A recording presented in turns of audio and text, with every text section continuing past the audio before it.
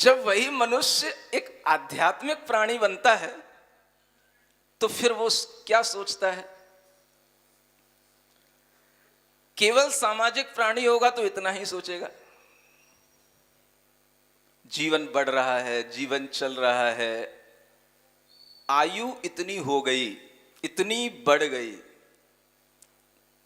लेकिन वहीं पर अगर वो सामाजिक प्राणी आध्यात्मिक बन गया होगा तो वह कुछ देखेगा, और वो देखेगा कि जैसे गुब्बारे में भरी हुई हवा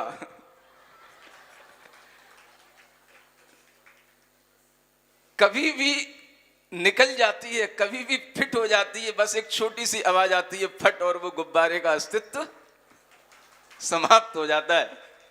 लेकिन लोग बड़े चालाक होते हैं, वो कभी भी एक गुब्बारा इसीलिए सामने नहीं रखते क्योंकि वो एक अगर कहीं फूट गया तो उसी समय पर किसी की दृष्टि उस पर चली गई तो उसके लिए वो लगेगा कि अरे ये तो गुब्बारा हमारे लिए लाए थे और ये फूट गया, तो वो अमंगल हो जाएगा। इसलिए चालाक लोग क्या करते हैं, एक साथ अनेक अनेक रंगों के अनेक अनेक छल्ले बना करके, 10-10, 20-20 के छल्ले बना करके सामने ले आते हैं। देखो आपका जीवन गुब्बारे की तरह फूला हुआ है आपके जीवन में जो हवा भरी है वो ऐसी भरी रहे, ऐसी भावना करके मनुष्य एक दूसरे के जन्म के मंगल की बधाइयां देते हैं, क्योंकि मनुष्य एक